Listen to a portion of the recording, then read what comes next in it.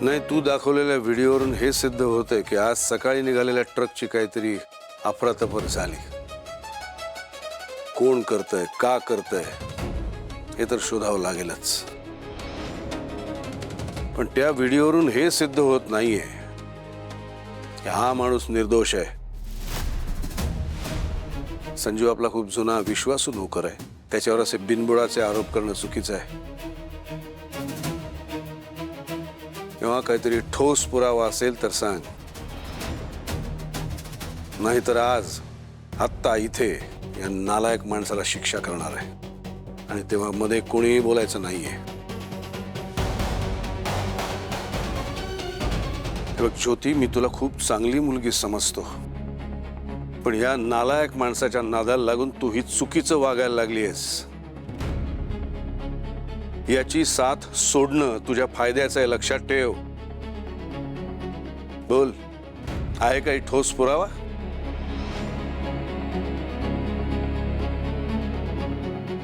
नाही ना? वाटलंच होतं मला।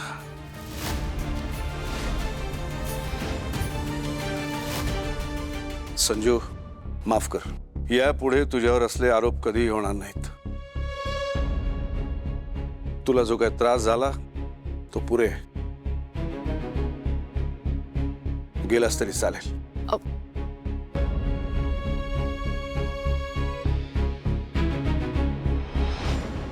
काय मस्त सीन झालाय। वाह, आजचा दिवस खूप छान चाललाय। फायनली दीप घराबाहेर जाणार आहे।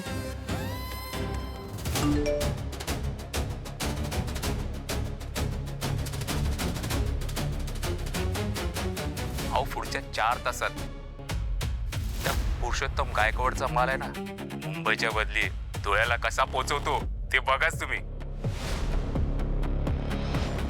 आणि हो साहेब, ते जरा पैसे मात्र तयार ठेवा काय। साहेब साहेब मला माफ करा, माझी चूक झाली, माफ करा। अहो पुन्हा चूक होणार नाही साहेब। साहेब नशीब तू स्वतःच तुझा गुन्हा मान्य केलास, नाहीतर काल सारखा आजही म्हणाला असतास की हा आवाज माझा नाहीच आहे, ही मुलगी खोटं बोलतेय, सगळे खोटं बोलतायत, हे AI वगैरे केलंय। पण आज तू कितीही खोटं बोलला असतास ना, तरीही माझ्याकडे सगळे पुरावे होते।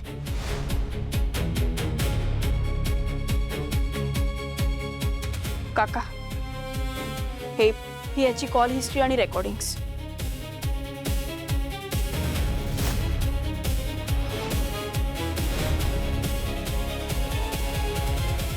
विश्वासघात माझ्यासाठी नवीन नाही। जिथे जवळच्याच माणसाने केलंय तिथे बाहेरच्या माणसाला काय बोलू मी?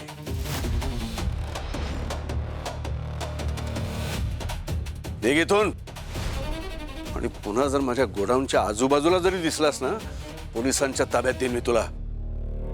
तुझ्या आजपर्यंतची नोकरी आणि तुझ्या मुलाबाळांच्या काळजीने आज करत नाहीये मी ते, पण पुन्हा जर काही केलंस तर गाठ माझ्याशी आहे, तेव्हा कशाचाही विचार करणार नाही मी। जा, चालता हो। माफ करा साहेब।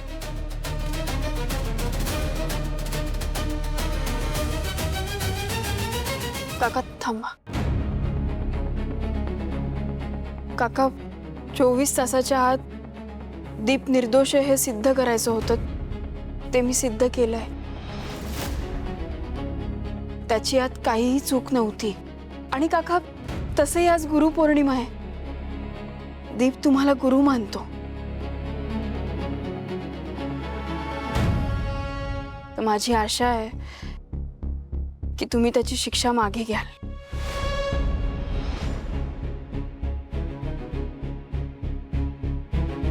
काका सांगा ना, तुम्ही त्याला माफ कराल ना? त्याची शिक्षा मागे घ्याल ना?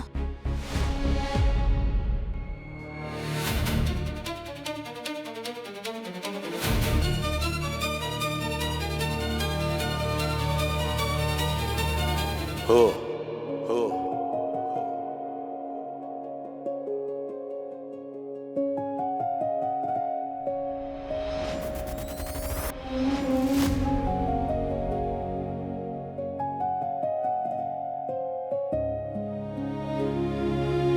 दादा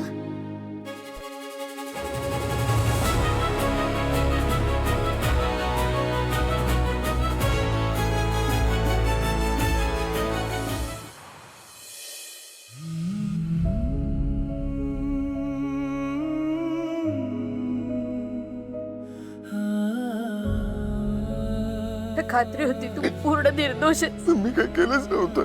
तेच तर सत्य किती लपवण्याचा प्रयत्न केला ना तरी ते समोर येतच. तू बघ दे, एक दिवस दादाला सगळं सत्य कळेल आणि मनापासून माफ करेल तो तुला. तू रडू नका.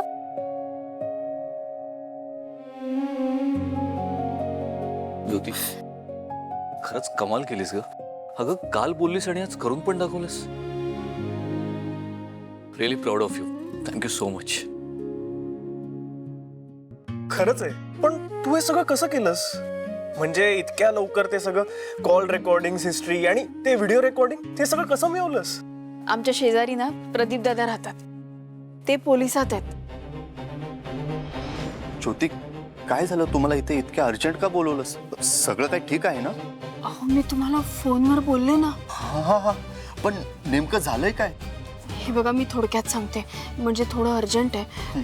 काय नाही, ह्याच सगळ्यामुळे खरं तर माझी रिक्षा हरवली. म्हणजे काल मी येत होते तेवढ्यात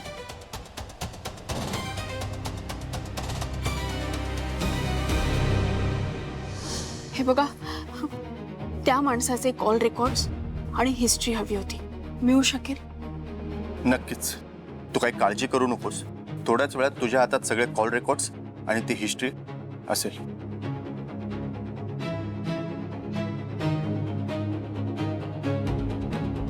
हॅलो, एक काम होतं. खरं तर त्यांनी सगळं मला अर्ध्या तासात मिळवून दिलं. म्हणजे मी ज्या पद्धतीने सगळं केलं ते चुकीचंच आहे, मला माहिती आहे. पण हे जेव्हा त्यांना कळलं ना की कोणाच्या चांगल्यासाठी आपण करतोय, तर त्यांनी सुद्धा मला मदत केली.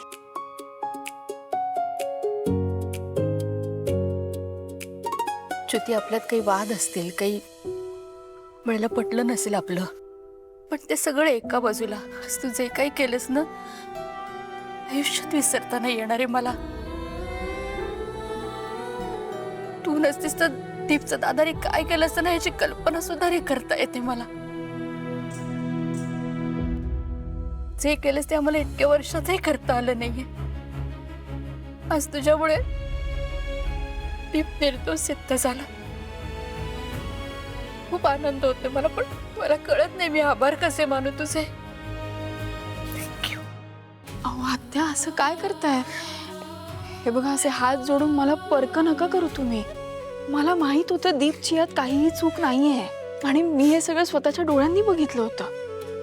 आणि इतकं सगळं बघून मी जर शांत बसले असते तर माझंच मला गिल्ट आलं असतं.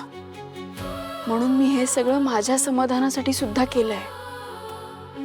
तुम्ही असं नका करू.